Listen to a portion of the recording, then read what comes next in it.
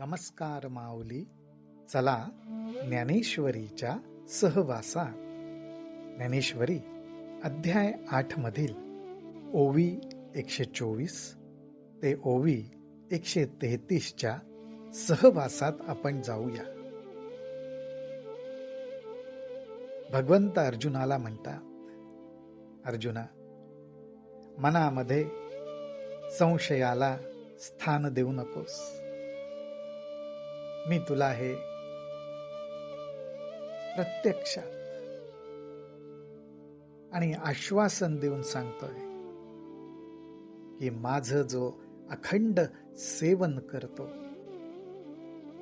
त्याच्या अंतःकाळी मी त्याचा सेवक होतो.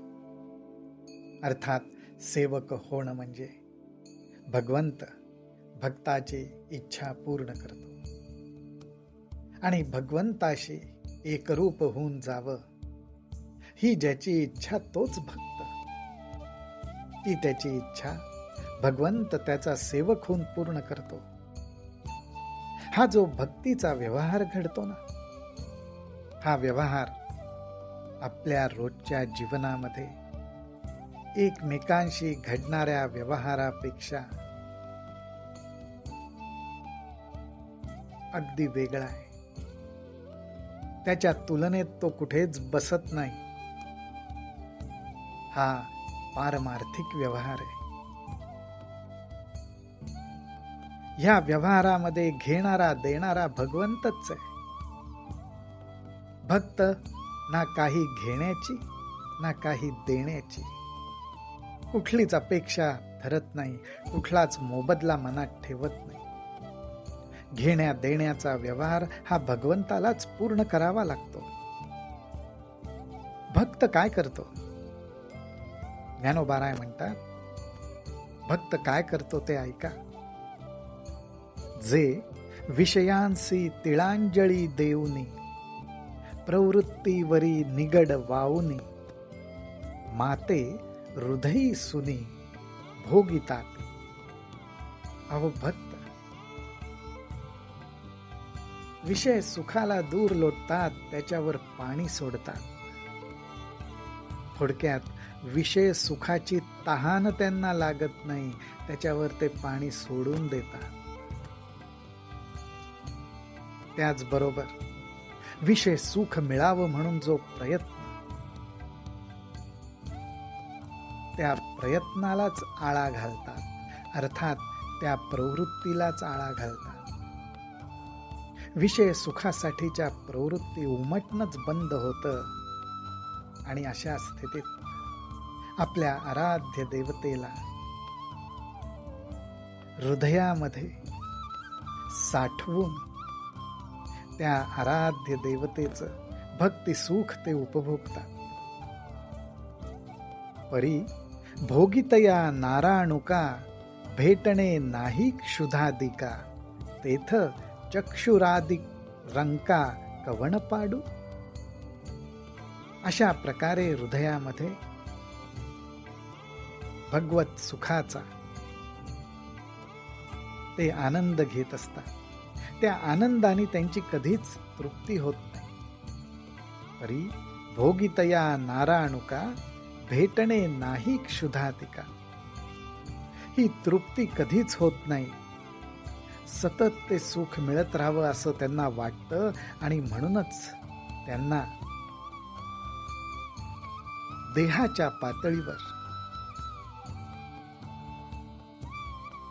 अन्न आणि पाणी अर्थात क्षुधा आणि तृषा ह्या देहाच्या पातळीवर असणाऱ्या गरजा, ज्यातनं देहाला सुख मिळतं, त्याची आठवणही होत नाही. त्याचबरोबर तेथ चक्षुरादी रंका कवण पाडू. त्याचबरोबर देहाच्या साह्याने डोळे, नाक, कान, वाचा, इंद्रिय यांच्या आधाराने सुख घेतलं जातं. पण बापुडे, अत्यंत दीनवाणे अशा त्या इंद्रियांची गोष्टच कशाला करा.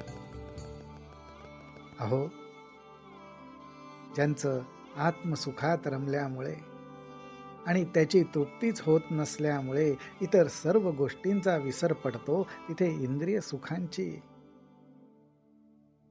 गोष्टच नको. ऐसे ऐसे निरंतर एकवटले, ऐसे निरंतर एकवटले, जे अंतःकरणी मजशी लिगटले, मीची होऊनी आटले उपासिती. अहो, अशा रीतीने जे निरंतर माझ्याशी एकरूप होत आहेत, ज्यांचं अंतःकरण आता मलाच बिलगलंय, माझ्याशिवाय त्यांचं अंतःकरण वेगळं राहूच शकत नाही, आणि त्यामुळे मीची होऊनी आटले उपासिती. आणि अशा प्रकारे ते मीच होऊन जातात. त्यांचा मीपणा आटून जातो, तो व्यापक होतो, परमात्म स्वरूप होतो, आणि असं होऊन ते माझीच भक्ती करतात, माझीच उपासना करतात. अशा या भक्ताला तया देहावसान जै पावे, तैतिही माते स्मरावे. मग म्या जरी पावावे, तरी उपासती ते कायसी. अशा या भक्ताचा अंतकाळ जवळ आल्यावर त्यांनी माझं स्मरण करावं, आणि ते स्मरण केल्यानंतर मी त्यांच्यावर प्रसन्न व्हावं, त्यांच्यासाठी धावून यावं. असं जर असेल तर मग माझ्या भक्तीची काय किंमत राहिली. पै रंकू एक आडलेपणे, काकुळती अंती धावा गा धावा म्हणे, तरी तयाची ग्लानी धावणे काय न घडे मज. अहो, भगवंत म्हणतात, पण जेव्हा एखादा दीनवाणा गरीब त्याच्या अडीअडचणीच्या वेळी अत्यंत काकुळतीला येऊन माझा धावा करतो आणि म्हणतो, भगवंता धाव, भगवंता धाव, त्यावेळी त्याचा तो धावा ऐकून मी धावून जात नाही का? माऊली हो, ह्या ठिकाणी देण्या घेण्याचा व्यवहार फक्त भगवंतच करतोय, त्यामुळे भगवंत त्याची भूमिका स्पष्ट करायचा इथे प्रयत्न करतोय. हा प्रयत्न नाहीये, किंबहुना भगवंत त्याची भूमिका स्पष्टपणे सांगतोय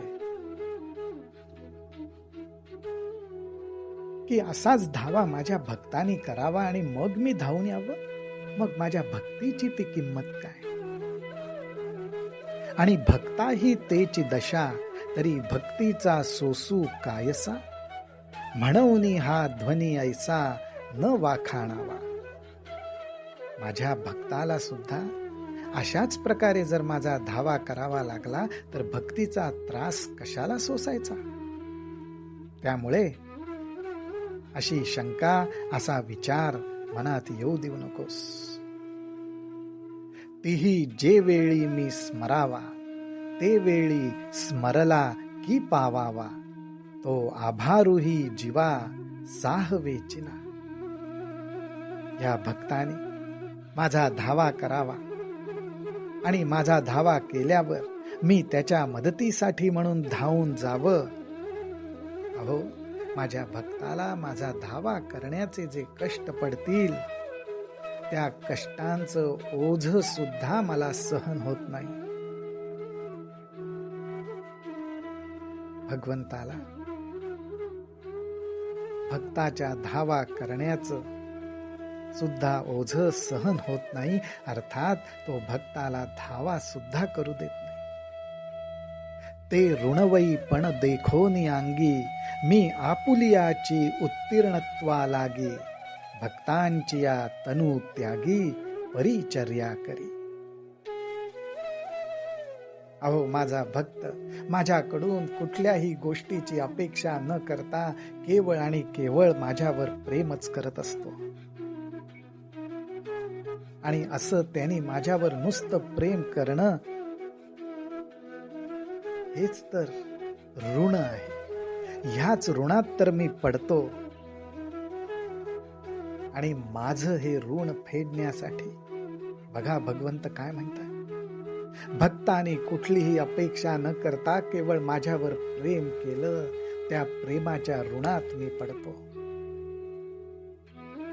आणि माऊली हो, प्रत्येकाला ऋणातून मोकळं व्हावंसं वाटतं. भगवंत म्हणतायत मलाही हे ऋण फेडावंसं वाटतं, म्हणून माझ्या भक्ताच्या अंतसमयी ते ऋण फेडण्यासाठी मी स्वतः सेवक बनून त्याची सेवा करतो. देह वैकल्याचा वारा झणे लागेल या सुकुमारा, म्हणून आत्मबोधाचा पांजिरा सुये तयाते. भगवंत किती सुंदर परिचर्या म्हणजे काळजी घेतो बघा. भगवंत म्हणतो सर्वसामान्यपणे देहाचा अंत समय आल्यावर जीव जो घाबरा घुबरा होऊन जातो आणि त्याला एक प्रकारचं वैकल्य, एक प्रकारची विकलता अनुभवायला येऊ शकते. परंतु माझा हा सुकुमार म्हटलेलं आहे भक्ताला. परंतु माझ्या या सुकुमार भक्ताला ह्या